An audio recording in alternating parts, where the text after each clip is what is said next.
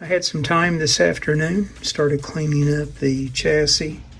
I always like to start around the worst part. In this case, it was around the power transformer itself. And you can see I've got the housing of the transformer looking pretty sharp, in addition to the chassis in that area, which was really nasty. I'll continue working my way around. Here's a look at the products that I used today.